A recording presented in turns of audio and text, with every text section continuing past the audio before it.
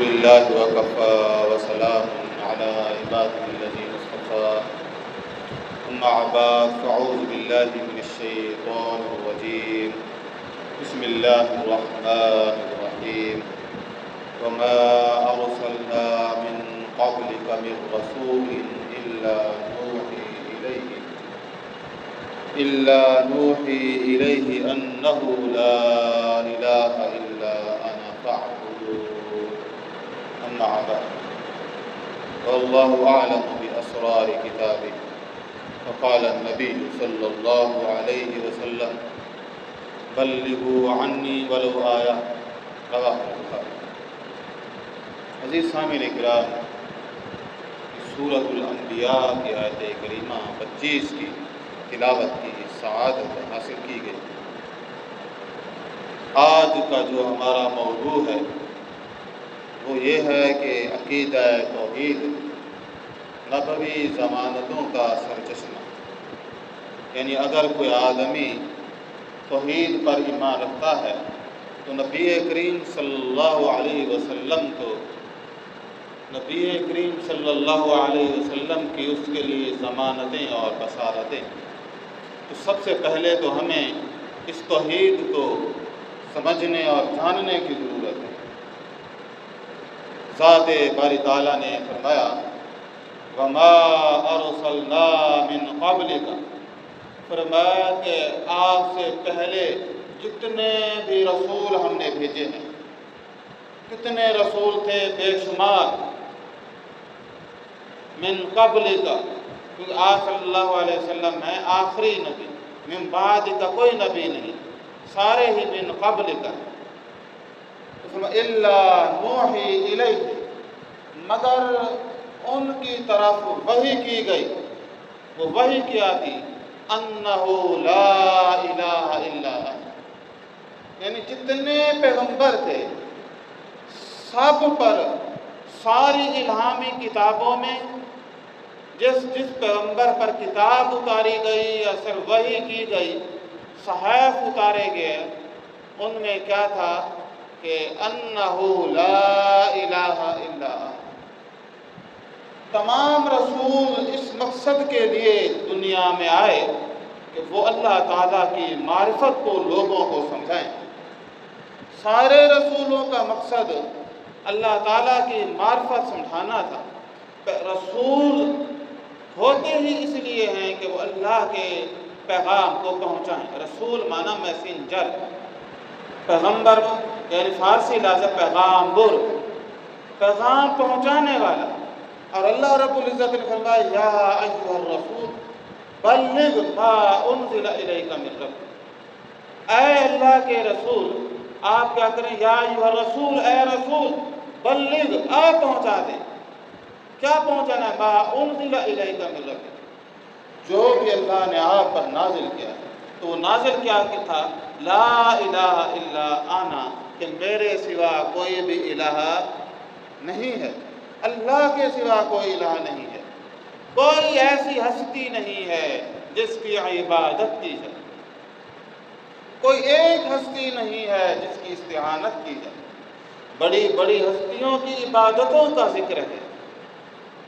فرمایا کہ وَاعْبُدْ رَبَّكَ حَتَّى يَأْتِيَكَ الْيَقِينُ، نبی کریم صلی اللہ علیہ وسلم کو بھی اللہ رب العزت نے یہ حکم دیا وَاعْبُدْ رَبَّكَ، اور آپ اپنے رب کی عبادت کریں حَتَّى يَأْتِيَكَ الْيَقِينُ، موت کے کنارے تک۔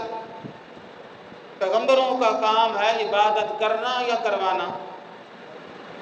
کہ کوئی پیغمبر نے یہ آ کے کہا کہ میری عبادت کرو؟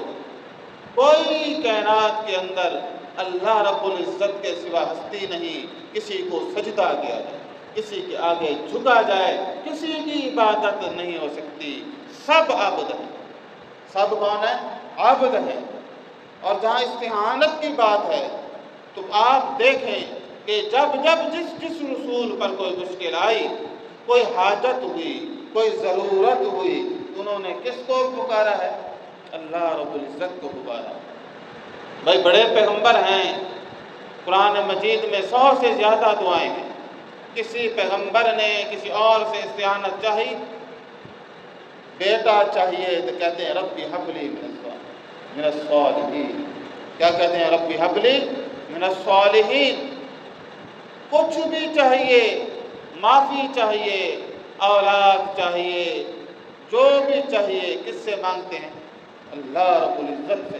تو فرمایا کہ عبادت کے اندر کس کا اختیار ہے؟ اللہ کا. اور استعانت کے اندر بھی اللہ جل شانہ. عبادت بھی اللہ جل شانہ کی اور استعانت بھی اللہ رب العزت. اب ہمیں معلوم ہوا کہ آپ سے پہلے وما ارسلنا من قبلک من رسول، آپ سے پہلے جتنے رسول ہیں، من قبلک، آپ سے قبل سارے رسولوں پر ایک وحی آئی کہ لا الہ الا انا، کہ میرے سوا کوئی الہ نہیں. اور فرمایا کہ تم نے یہ یقین رکھنا ہے فاعبدون، بس تم اسی ہی کی بندگی کرو. یہ عبد مخلوق کا کام ہے عبادت کرنا، کروانا نہیں ہے. کوئی اللہ تعالیٰ کے سوا قابل نہیں کہ جس کی عبادت کی جائے، نہ عبادت اور نہ استعانت. تو سابقہ پیغمبروں نے بھی لا الہ الا اللہ کی دعوت دی.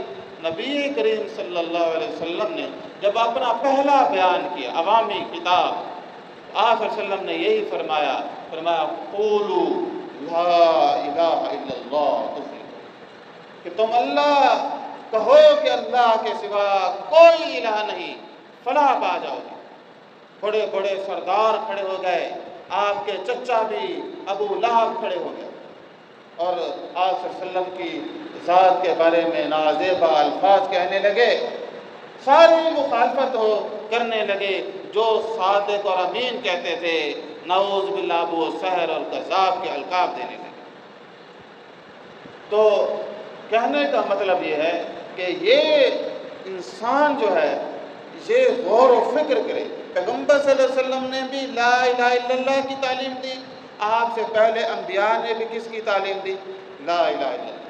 عقیدہ توحید کی جو نبوی ضمانتیں ہیں اور توحید کی بنیاد پر نبی کریم صلی اللہ علیہ وسلم نے جو ضمانتیں اور بشارتیں دیں، ان میں سب سے پہلی بشارت یہ ہے کہ فرمایا کہ جو آدمی اس عقیدہ توحید کو جو ہے وہ ایسے ہی قبول کر لیتا ہے جیسے حق ہے، جیسے اللہ کی کتاب میں آیا ہے، اس پر پہلے نمبر پر ضمانت دی. فرمایا کہ اس کے اوپر جو ہے اللہ جل شانہ جنت کو واجب کر دے.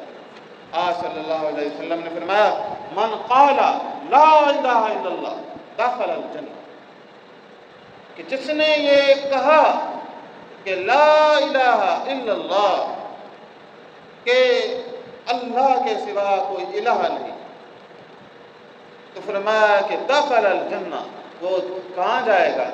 جنت میں جائے گا. اور پھر آپ صلی اللہ علیہ وسلم نے فرمایا من مات، جو آدمی فوت ہوا وہو یعلم، وہ جانتا ہوا کہ انہ لا الہ الا اللہ، کہ اللہ کے سوا کوئی الہ نہیں، داخل الجنہ، وہ کہاں جائے گا؟ جنت کے اندر جائے گا. قرآن مجید نے بھی اس کی توضیح کی، زیادہ وضاحت سے. لیکن جس کے قلب و فکر میں لا الہ الا اللہ ہو، جس کا اوڑھنا بچھونا لا الہ الا اللہ ہو، ہماری طرح نہ ہو کہ نماز میں کہتا ہے کہ اہدنا الصراط المستقیم، پروردگار مجھے سیدھی راہ دکھا، سیدھا راستہ عطا فرما، اور ان لوگوں کا راستہ کہ صراط الذین انعمت علیہم، کہ جن پر تیرا انعام ہوا، غیر المغضوب علیہم ولا الضالین، نہ کہ ان لوگوں کا راستہ کہ جو ضالین تھے، گمراہ تھے، مغضوب الہی تھے. لیکن وہ جیسے ہی خارج ہوتا ہے نماز سے مغضوب الہی کی راہ پہ چلے گا، وہ ضالین کے راستے پہ چلتا ہے. اور اندر کیا کہتا ہے؟ اہدنا الصراط المستقیم. تو باہر کیا کہتا ہے بس اسی راستے پہ نہیں چلنا. تو زندگی میں انٹرٹینمنٹ ہو، بہاریں ہوں اور کوئی تفریح ہو، تو یہ چیزیں وہ پھر زیادہ کرتا ہے. بخیر ہے، پھر دیکھی جائے گی. تو یہ ایمان والا نہیں. ایک دیہاتی نبی کریم صلی اللہ علیہ وسلم کے پاس آیا اور اس نے کہا کہ میرے پاس اتنا علم ہی نہیں، دور دراز علاقے کا رہنے والا ہوں، بس مجھے کوئی زیادہ باتوں کا بھی پتہ نہیں چلتا، کوئی آپ ایسی بات بتائیں میں پلے باندھ لوں۔ آپ نے فرمایا کہ آمنت باللہ ثم استقم، اللہ پر ایمان لاؤ اور پکے ہو۔ قرآن مجید نے بھی اسی بات کا اظہار کیا کہ ساری باتوں کی جو توضیح ہے یا وضاحت ہے یا تصدیق ہے، یہ اللہ کی یہ آیات کر رہی ہیں۔ فرمایا ان الذین قالوا ربنا اللہ، بے شک جو لوگ کہتے ہیں کہ ہمارا رب اللہ ہے۔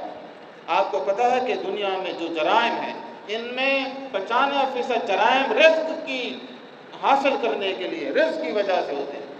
جھوٹ بھی مال کو بڑھانے کے لیے، بےایمانیاں، ملاوٹیں، ہر چیز، سارے گناہوں کی گڑھ کیا ہوتا ہے؟ وہ چاہتا ہے مال، وہ دھوکہ دے کر، ملاوٹ کر کر، عزت بیچ کر، چوری کر کے، قتل کر کے کیا چاہتا ہے؟ دولت۔ اور فرمایا جو آدمی اللہ کو اپنا رب مان لیتا ہے وہ اسی پر یقین کرتے ہیں۔ ان الذین قالوا ربنا اللہ ثم استقاموا، بس اسی پر پکا رہا۔ فرمایا کہ کس پر؟ آمنت باللہ ثم استقم، اس پر پکا رہا۔ کس بات پر؟ اللہ کو اپنا رب مان۔ میرا رازق اللہ ہے، غلط طریقے سے میں کماؤں گا ہی نہیں، حلال کماؤں گا، محنت سے روزی کو، تجارت کو، نوکری کو حلال کر کے کھاؤں گا، تو پھر اس کا نتیجہ آپ دیکھیے کیا نکلتا ہے۔ تو فرمایا کہ اللہ پھر اپنے غیبی خزانوں سے مدد کرے گا۔ فرمایا کہ ایسا آدمی جس کی انتہا اس لمحے پہ ہو کہ وہ ثم استقام ہو، وہ استقامت کا بلند پہاڑ ہو جائے، مینار ہو جائے، روشنی ہو اور وہ ایک مجسمہ ہو استقامت کا۔ تو فرمایا تتنزل علیہم الملائکۃ، اس کے اوپر فرشتے نازل ہوتے ہیں۔ کیا نازل ہوتے ہیں؟ فرشتے۔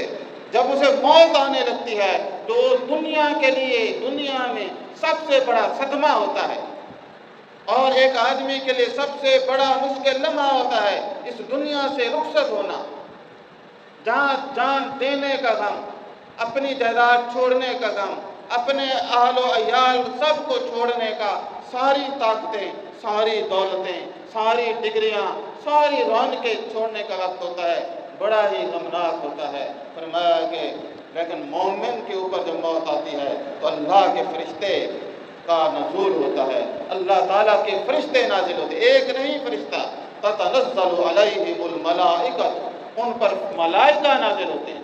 ملک ان کی جمع ہے ملائکہ۔ تو فرمایا وہ فرشتے نازل ہوتے ہیں، کیا کہتے ہیں؟ کہتے ہیں ان لا تخاف، اللہ تخاف یعنی کہ تم خوف نہ کرو۔ ان کو خوف کا تعلق ہوتا ہے مستقبل سے کہ میرے اب کیا ہوگا میرے ساتھ، کہیں گے گھبرائے نہیں۔ اللہ تخاف ولا تحزنوا، اور حزن ہوتے ہیں غم، غم کا پیچھے سے تعلق ہوتا ہے ماضی سے۔ غم نہ کر، جہاں تو جا رہا ہے اس کا ذرا خوف نہ کر، ستے خیر، اور جن کو تم چھوڑ کے جا رہے ہو ان کا بھی کیا ہے؟ کچھ نہ کرو، وہ اللہ ہی ان کا حامی و مددگار ہے۔ اللہ تخافوا ولا تحزنوا وابشروا بالجنہ، فرمایا ان کے لیے جنت کی بشارت ہے۔ وہ اس کو کس کی چیز کی بشارت دیتے ہیں؟ جنت کی خوشخبری دیتے ہیں۔ وابشروا بالجنہ التی کنتم توعدون، اور فرمایا جس کا تم سے وعدہ کیا، تو اللہ جل شانہ نے جس کا وعدہ کیا جنت کا، فرمایا یہ لو، موت سے پہلے جنت کی ٹکٹ دے دیتے، تو اس آدمی کو کتنی تسلی ہوتی کہ اب میں کیا ہوں؟ فرمایا نزلا من غفور رحیم، یہ مہمانی ہے۔ بندہ کسی کے پاس مہمان جائے تو اسے کسی چیز کی تکلیف ہوتی ہے، وہ کھانا بھی اسی کے ذمہ، رہائش بھی اسی کے ذمہ، تو فرمایا کہ اسی طرح فرمایا کہ وہ ملائکہ کہیں گے نحن اولیاؤکم فی الحیات الدنیا وفی الآخرہ، ہم دنیا میں بھی تمہارے کیا ہے، تمہارے ساتھ تھے، تمہارے دوست اور مددگار تھے، اور آخرت میں بھی ہم ہی ہوں گے۔ تو فرمایا ما لکم ولکم فیہا ما تشتہی انفسکم، فرمایا کہ اب جنت ایک ایسی چیز ہے، وَلَكُمْ فِيهَا مَا تَشْتَهِي أَنفُسُكُمْ، اب تمہارے لیے ایک جنت ایسی ہے، اب جو خواہش کرو، جتنی خواہش کرو۔ اور انسان کے بارے میں غالب نے بڑا خوبصورت جو ہے اس کی کیفیت یا اس کی فطرت کو بیان کیا کہ ہزاروں خواہشیں ایسی کہ ہر خواہش پہ دم نکلے، بہت نکلے میرے ارماں لیکن پھر بھی کم نکلے۔ تو انسان خواہشات لامتناہی ہوتی ہیں، جنت ایسی ہے کہ خواہشات لمحوں میں پوری ہو جائیں گی، پھر دیکھتا تکتا رہے گا اب کیا کروں، وَلَكُمْ فِيهَا مَا تَدَّعُونَ، جو بھی تم کہو گے ہم تمہیں عطا کریں گے۔ نُزُلًا مِّن غَفُورٍ رَحِيمٍ، یہ مہمانی ہے۔ تو عزیز سامعین کرام، توحید کی ضمانت کیا ہے؟ پہلی ضمانت جو نبی کریم صلی اللہ علیہ وسلم نے دی، من قال لا الہ الا اللہ دخل الجنہ، من مات، اور جو آدمی فوت ہوا وہ یعلم انہ لا الہ الا اللہ دخل الجنہ، وہ بھی جو ہے جانتا ہوا اللہ کے سوا کوئی الہ نہیں تو جنت میں جائے گا۔ اللہ کی طرف سے بھی یہ بات بتا دی گئی۔ تو فرمایا کہ پہلی بشارت کیا ہے کہ جنت سب سے بڑی کامیابی، لا الہ الا اللہ مفتاح الجنہ ہے، جنت کی کیا ہے؟ چابی ہے، لا الہ الا اللہ۔ تو اللہ جل شانہ نے یہ کتنا بڑا انعام ہے، یہی فوز عظیم ہے، یہی فوز کبیر ہے، سب سے بڑی کامیابی بھی یہی ہے کیا کہ انسان جنت حاصل کرے۔ اگر انسان کو دنیا و ما فیہا کی ساری دولتیں دے دی جائیں، جنت نہ دی جائے، وہ ناکام ترین شخص ہے، بدقسمت ترین شخص ہے، سب سے برا شخص ہے۔ تو اسی طرح یہ بشارت دی تھی، اور باقی آپ نے فرمایا کہ جو آدمی لا الہ الا اللہ کو قبول کرتا ہے وہ جنت میں جائے گا، اور جو لا الہ الا اللہ کو قبول کرتا ہے اس پر جہنم کی آگ حرام ہو جاتی ہے۔ نبی کریم صلی اللہ علیہ وسلم نے فرمایا فإن اللہ حرم علی النار، اللہ جل شانہ نے اس پر آگ حرام کر دی، کس پر؟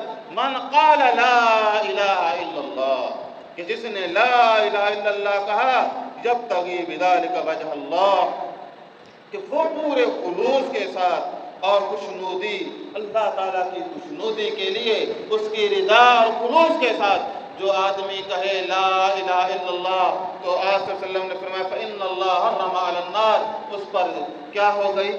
آگ حرام ہو گئی، اس پر آگ حرام ہو گئی۔ اور جو شرک کر لے اس پر فرمایا من یشرک باللہ فقد حرم اللہ علیہ الجنہ، مشرک پر جنت حرام، مومن پر آگ حرام۔ لا الہ الا اللہ توحید کو قبول کرنے والے پر جہنم کی آگ حرام، اور شرک کرنے والے پر اللہ تعالیٰ نے قرآن مجید میں فرمایا من یشرک باللہ فقد ضل ضلالا بعیدا، جس نے اللہ کے ساتھ شرک کیا وہ گمراہی کی ایسی گہری دلدل اور کھائی میں گر گیا، وہ گمراہ نہیں ہوا، گمراہی کی وادیوں میں گرفتار ہو گیا۔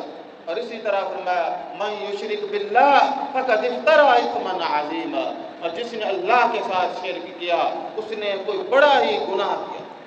افترا کہتے ہیں یعنی کریٹ کرنا، کسی چیز کو بنانا، تو فرمایا کہ اس نے کھاڑ لیا ایسا گناہ جو اسم کہتے ہیں گناہ کو، عظیم کہتے ہیں بڑے۔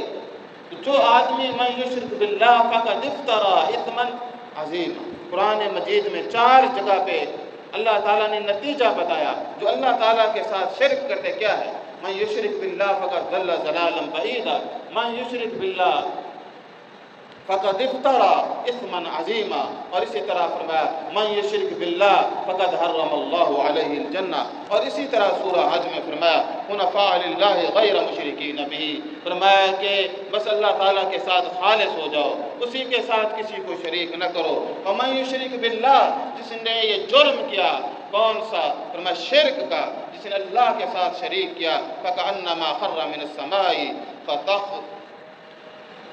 فتخطفه الطیر او تهوی به الريح فی مکان صحیح، فرمایا کہ جس نے اللہ کے ساتھ شرک کیا تو اس کو آسمان نے اچک لیا، آسمان سے گر پڑا، اور پرندوں نے اچک لیا، یا اسے ہوا دور کسی جگہ پر گرا دے، یعنی وہ ایسا دور گرا کہ جہاں پہنچنا تو اس سے کہیں دور اپنے انجام سے دور گر گیا۔ تو اللہ تبارک و تعالیٰ نے فرمایا اتنا بڑا یہ جرم ہے، ظلم ہے، گناہ ہے کہ جس کے بارے میں فرمایا اب مسلمان پر جنت حلال ہے اور جہنم حرام ہے، اور مشرک پر یا ان الذین کافروا، جو بے شک جو لوگ کفر کرتے ہیں، ان الذین کافروا، اور ان کے بعد فرمایا کہ من اہل الکتاب वल-मुशरिकीन इन्नल्लज़ीना कफ़रू मिन अहलिल किताबि वल-मुशरिकीन फ़ी नारि जहन्नम ख़ालिदीन फ़ीहा। कौन से लोग काफिर, मुशरिक, नाम निहाद अहले किताब, वो भी मुशरिक थे क्योंकि उन्होंने अपने आप को कहा था कि हम जो अहले किताब हैं। फिर इन्नल्लज़ीना कफ़रू मिन अहलिल किताब वल मुशरिकीन फ़ी नारि जहन्नम ख़ालिदीन फ़ीहा, ये अल्लाह ताला की आग में गिरेंगे, ख़ालिदीन फ़ीहा, हमेशा के लिए। और ये सबसे उलाइका शर्रुल बरिया, सबसे बुरे तरीन लोग ये।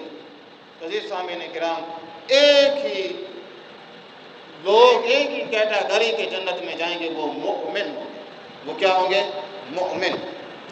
तो आप सल्लल्लाहु अलैहि वसल्लम की एक बशारत ये है तौहीद के मानने वालों के लिए कि मन क़ाल ला इलाहा इल्लल्लाह दख़ल अल जन्नह, और दूसरी बशारत ये है कि वो जहन्नम में न जाएगा।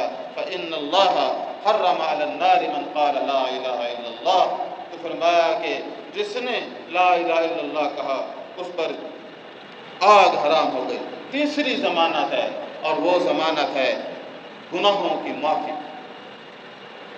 कोई आदमी चाहे वो मुशरिक हो, काफिर हो, फासिक हो, मुल्हिद हो, कोई भी हो, वो एथीइस्ट हो, पैगन हो, कोई हो, फरमाया कि एक बात याद रखना, जब वो अल्लाह रब्बुल इज़्ज़त को पुकारेगा, कलमा तौहीद का इकरार कर लेगा, चाहे उसकी उम्र 100 साल ही क्यों ना हो, अल्लाह ताला उसकी दुआ को क्या करेंगे?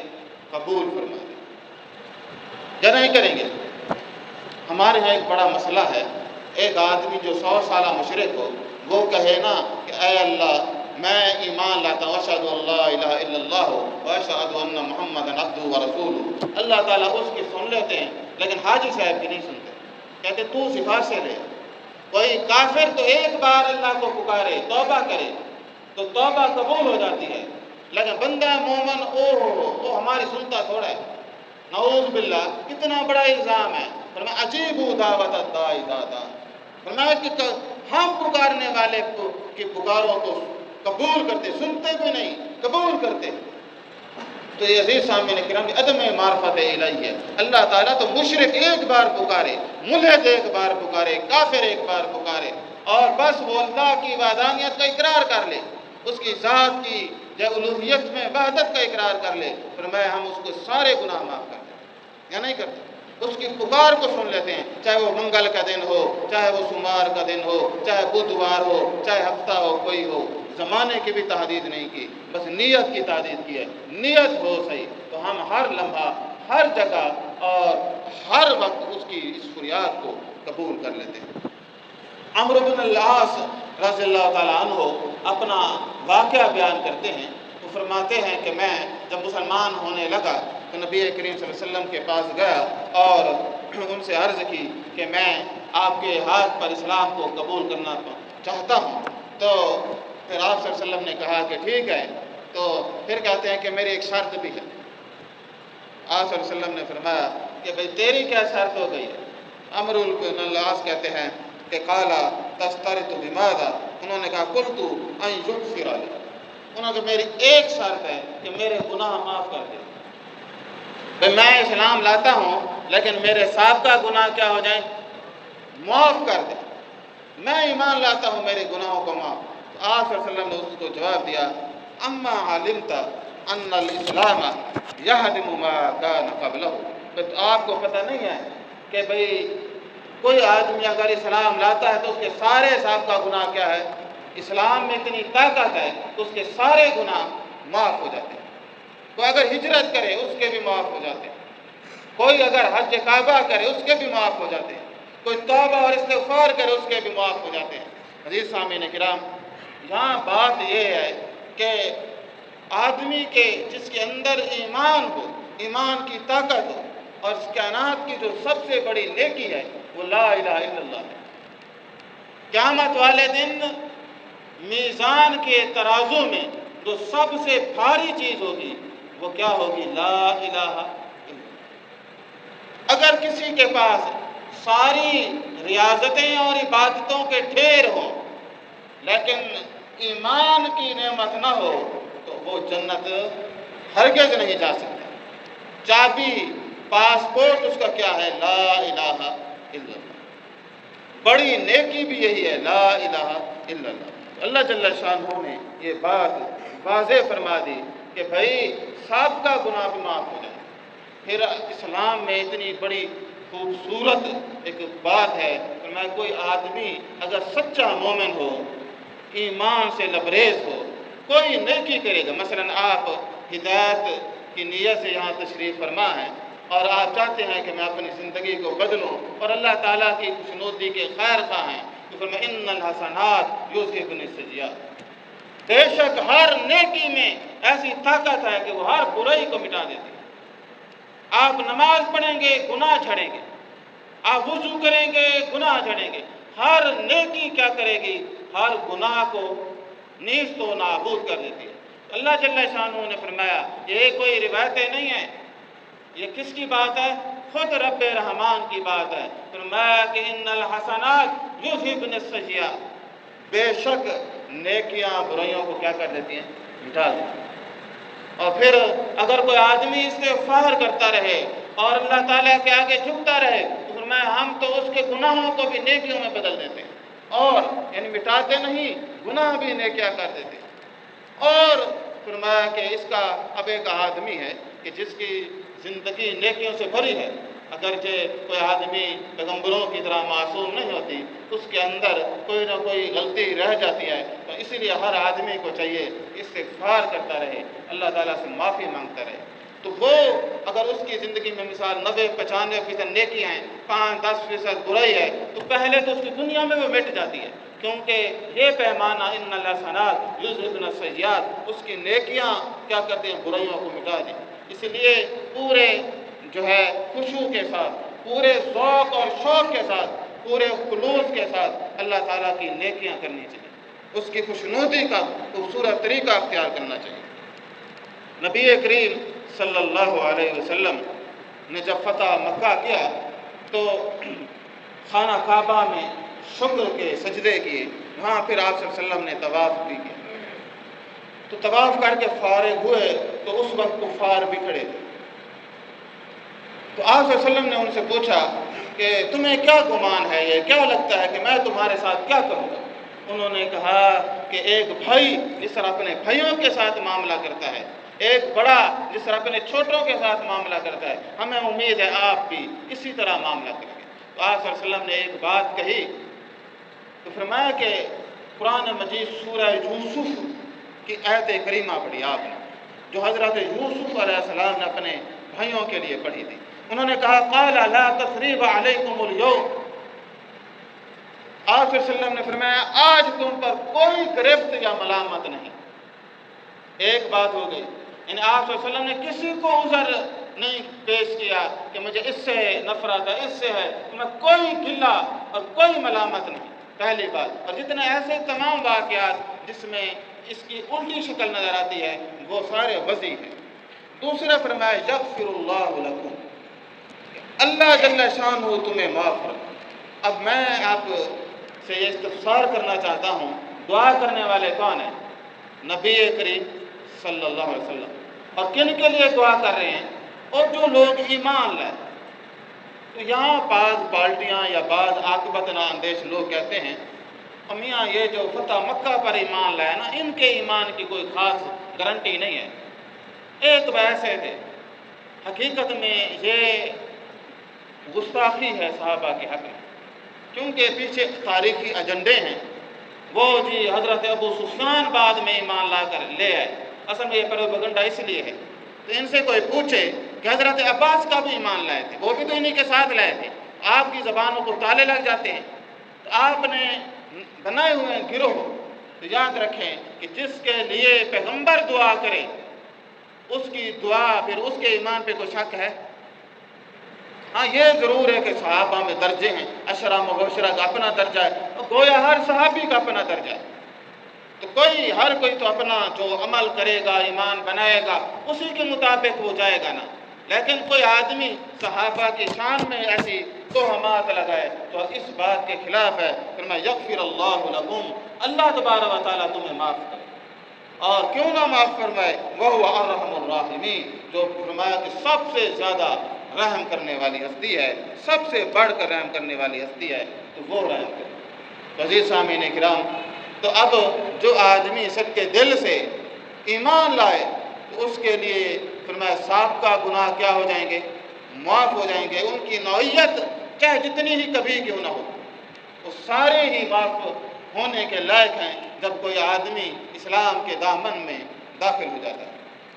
اگر وہ اسلام کے دامن میں داخل نہ ہو یا شرکیہ اور کفریہ نظریات کا پروردہ ہو اور بری باتوں کو وہ اپنے ایمان کا جز بناتا ہو، تو اللہ تعالیٰ نے یہ بات 2 بار قرآن مجید میں بیان فرمایا کہ ان اللہ لا یغفر ان یشرک بہ ویغفر ما دون ذلک لمن یشاء۔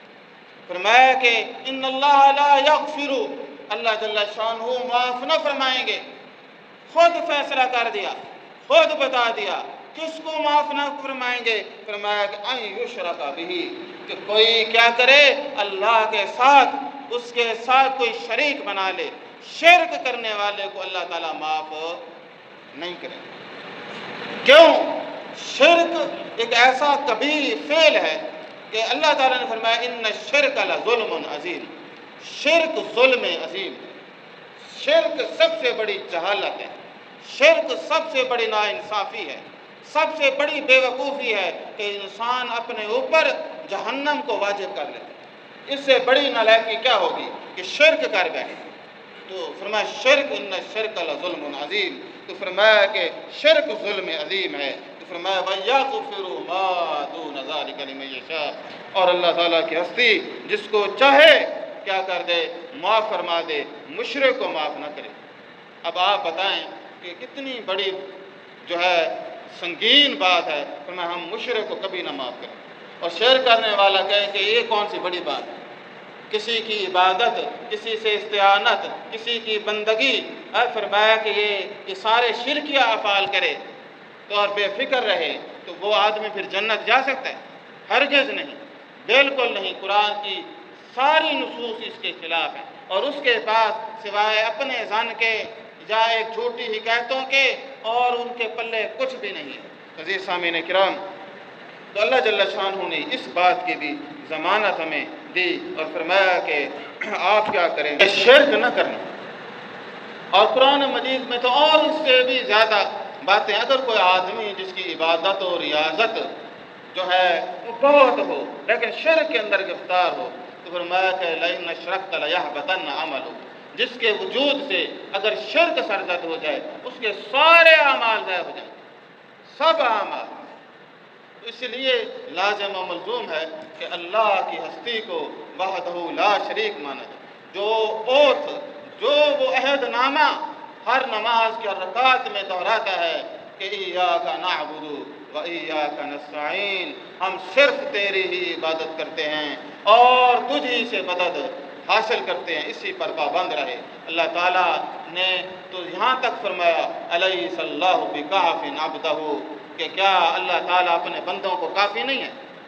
ہماری حاجات تو محدود ہیں، دینے والا تو بے حساب دینے والا ہے، اس کے پاس تو ہر چیز کے خزانے ہیں۔ اسی طرح فرمایا کہ اگر کوئی آدمی کلمہ توحید کو اپنی زندگی کا جو ہے قیمتی اثاثہ بنا لیتا ہے، بھئی خزانہ ہونا تو حفاظت ہی کرنا پڑتی ہے۔ آپ کے پاس مال و دولت ہیں تو بندہ بینک میں یا تجوریوں میں رکھتا ہے، تو پھر ایمان کی بھی حفاظت ہے، تو ایمان کی بھی حفاظت کرنی چاہیے۔ تو خرافات میں بعض اوقات ایک جملہ ساری زندگی کی محنت پہ پانی پھیر دو۔ اس لیے انسان کو اپنے ایمان کی حفاظت کرنی چاہیے اور ہر وقت اللہ تعالیٰ سے توبہ اور استغفار کرنا چاہیے۔ نبی کریم صلی اللہ علیہ وسلم نے ایک اور ضمانت بھی دی، فرمایا کہ وہ یہ ہے کہ اگر کوئی آدمی توحید کا علم بردار ہوگا تو یاد رکھو کہ وہ امن اور ہدایت کا مستحق ہوگا۔ اور خود اللہ رب العزت نے یہ اعلان فرمایا الذین آمنوا، وہ لوگ جو ایمان لائے اور ولم یلبسوا ایمانہم بظلم، انہوں نے اپنے ایمان کو شرک سے آلود نہ کیا، یعنی ایمان میں شرک کو جمع نہ کیا۔ تو شرک ایک کبیر فعل ہے اور پتہ ہی نہیں چلتا۔ ہر مشرک کہتا ہے میں شرک نہیں کرتا۔ اہل کتاب کو دیکھ لیں، یہودیوں کو دیکھ لیں، عیسائیوں کو دیکھ لیں، جس کو کہیں وہ کہتے ہیں یہ شرک تھوڑا ہے، مددیں بھی مانگ رہے ہیں، استعانتیں بھی کر رہے ہیں، باتیں بھی، شرک نہیں ہو رہا۔ تو فرمایا کہ جس نے کیا ہے اپنے ایمان کو شرک کے ساتھ ملوث نہ کیا، اولئک لہم الامن، تو فرمایا ایسے لوگ ہیں کہ جن کو ہم امن عطا کریں۔ جہاں خارجی امن ہے وہاں داخلی امن بھی ہے۔ اور فرمایا کہ وہم مہتدون، دنیا ان کو جو مرضی کہتی رہے، حقیقت میں یہی لوگ ہدایت یافتہ ہیں۔ ایمان کے کئی ثمرات ہیں کہ انسان کے دل سے خوف نکل جاتا ہے، اسے اس بات کا یقین ہوتا ہے کہ میرے ساتھ رب ہے، تو جس کے ساتھ رب اس کے ساتھ ساتھ، تو دنیا کا خوف اس سے نکل جاتا ہے۔ اور فرمایا کہ اس طرح ایسی کیفیات سے وہ وہم نہیں کرتا، اس کو پتہ ہے کہ میرا رشتہ، میرا تعلق اللہ رب العزت سے ہے، وہ مجھے اکیلا نہیں چھوڑے گا۔ کوئی دکھ آتا ہے تو اس کا یہی یقین ہوتا ہے کہ وہ ہستی ان دکھوں سے مجھے نکالنے والی ہے۔ اسی طرح وہم، یہ جو انسان کو اندر سے کھوکھلا کر دیتا ہے، توحید کی مضبوطی سے سارے وہم کے دروازے بند ہو جاتے ہیں۔ اسی طرح بدشگونی، یہ بھی ایک غلط فطرت کا حامل، تو ہر چیز کے بدشگونی، فلاں دن شادی کروں، فلاں دن شادی کروں، اور فلاں مہورت نکال لوں، فلاں یہ کر لوں، شگن دیکھتا ہے اور دنوں کا حساب کرتا ہے۔ فرمایا کہ مومن کو کوئی بھی ان کی ضرورت نہیں ہے، اسے اللہ پہ یقین ہے، اس کے لیے سارے دن مقدس ہیں، بس وہ اپنی نیت مضبوط کر کے تو وہ کیا کرتا ہے، اسی کے اوپر کھڑا ہو جاتا ہے۔ عزیز سامعین کرام، اللہ جل شانہ نے یہ حقیقت بھی اسی کے اوپر آشنا کی۔ تو انسان کو ایک اور بھی اسی طرح سے بشارت دی، فرمایا وَلَا يُبَدِّلَنَّهُم مِّن بَعْدِ خَوْفِهِمْ أَمْنًا، اور ان کے اس خوف و خطر کو ہم وہ امن اور امان میں تبدیل کر دے گا۔ فرمایا یعبدوننی، بس ان کو چاہیے کہ وہ میری عبادت کریں، لا یشرکون بی شیئا، میرے ساتھ کسی کو بھی شریک نہ ٹھہرائیں۔ اگر کوئی آدمی اس بات کو نہ مانے، ومن کفر بعد ذلک فاولئک هم الفاسقون، فرمایا کہ جو آدمی ان باتوں کو نہیں مانتا، کفر کرتا ہے، تو وہی آدمی فاسق ہے، اور فاسق کو جنت میں تھوڑا جائے گا۔ تو فرمایا یہ سارے گمراہوں کا ایک ٹولہ ہے۔ اسی طرح آپ صلی اللہ علیہ وسلم نے ایک اور بشارت دی کہ جو آدمی ایمان اور توحید کو اپنا اوڑھنا بچھونا بنا لیتا ہے، تو فرمایا کہ اللہ ہمیشہ اس کے ساتھ رہتا ہے۔ قرآن مجید کے اندر یہ بڑا تفصیلی موضوع ہے، فرمایا ان اللہ مع الصابرین، مع المتقین، مع المحسنین، مع المؤمنین۔ قرآن مجید میں کئی یہ جملے تین بار بھی آئے ہیں۔ فرمایا کہ اللہ تعالیٰ کی معیت کس کے ساتھ ہے، اور جس کے ساتھ اللہ ہو۔ جناب نبی مکرم صلی اللہ علیہ وسلم جب غار میں تھے، صدیق اپنے صدیق جناب ابو بکر صدیق رضی اللہ تعالیٰ عنہ کو کیا کہتے ہیں، لا تحزن، کہ آپ غم نہ کریں، ان اللہ معنا، کہ ہمارے ساتھ کون ہے، اللہ، کہ غم نہ کرو، پریشان نہ ہو، ہمارے ساتھ اللہ ہے۔ جب کسی کو پریشان دیکھتے، دنیا میں انسان افسردہ بھی ہو جاتا ہے، اور مومن کو یہ بتایا کہ جہاں بڑے بڑے جرم ہیں، مایوسی بھی جرم ہے۔ بتایا آپ کو مایوسی گناہ ہے، کوئی آدمی اگر مایوسی کو دل میں بٹھا لے تو یہ خود جرم اور گناہ ہے۔ آپ صلی اللہ علیہ وسلم دیکھتے تو ایک بات کہتے، فرماتے مومنو لا تحزن ولک الجنہ، غم نہ کرو تمہارے لیے جنت ہے، پریشان نہ ہو۔ اس لیے ہوپ، امید، رجا یہ لازم و ملزوم ہے۔ تو اس لیے مومن کو کہا گیا مایوسی کفر ہے۔ تو ہر آدمی جس حال میں بھی ہو، جو اس کا جو سوچ ہے، تھنکنگ وہ پازیٹیو ہو، منفی سوچ نہ ہو، مثبت، بیمار ہو جائے تو شفا پہ یقین ہو، نہ کہ موت پہ یقین۔ تو اس حوالے سے زندگی میں حالات اوپر نیچے ہوتے ہیں، لیکن یقین مثبت چیز کی طرف ہو۔ تو یہ بات بھی آپ صلی اللہ علیہ وسلم نے بتائی، فرمایا کہ اللہ اس کے ساتھ ہے، اور فرمایا کہ جس کے ساتھ اللہ ہے، نحن اولیاؤکم فی الحیات الدنیا وفی الآخرہ، ہم یہ دنیا میں بھی تمہارے جو ہے مددگار ہم تھے، آخرت میں بھی ہم ہوں گے۔ اسی طرح فرمایا اللہ ولی الذین آمنوا، اللہ ایمان والے لوگوں کا دوست ہے، تم ایمان میں کھڑے ہو جاؤ، اللہ تمہارا ولی بن جائے، اللہ جل شان تمہارے کارساز ہو جائیں گے۔ اور اسی طرح اللہ جل شانہ نے ایک اور جگہ بتایا، فرمایا کہ ان اللہ مع الذین اتقوا، اللہ رب العزت ان کے ساتھ ہے۔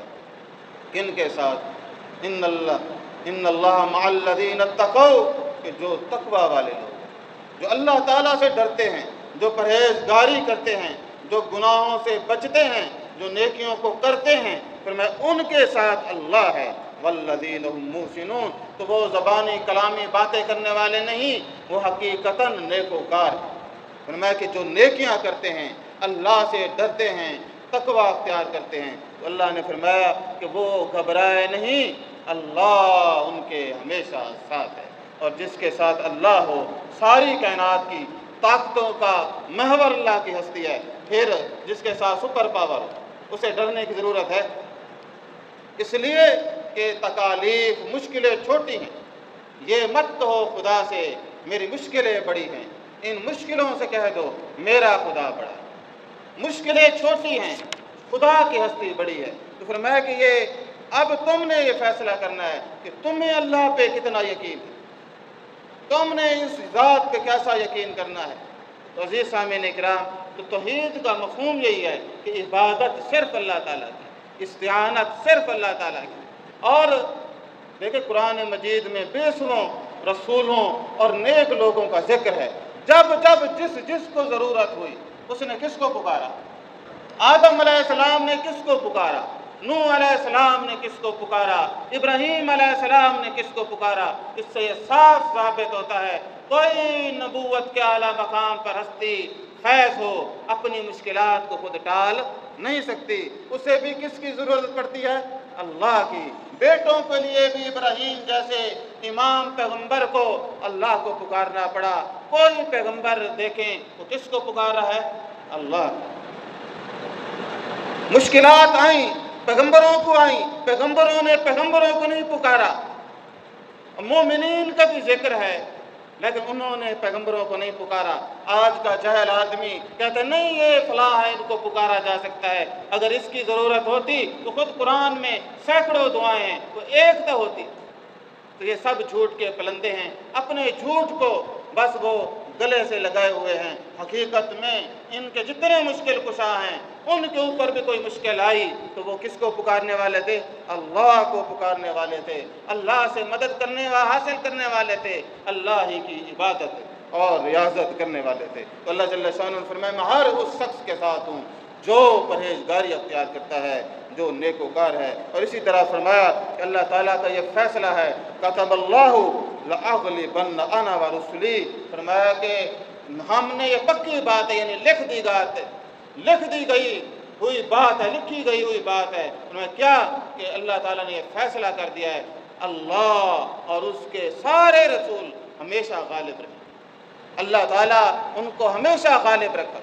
پھر اپنی ہی شان بتائی، فرمایا یہ میں نے فیصلہ کیا، ان اللہ قوی عزیز۔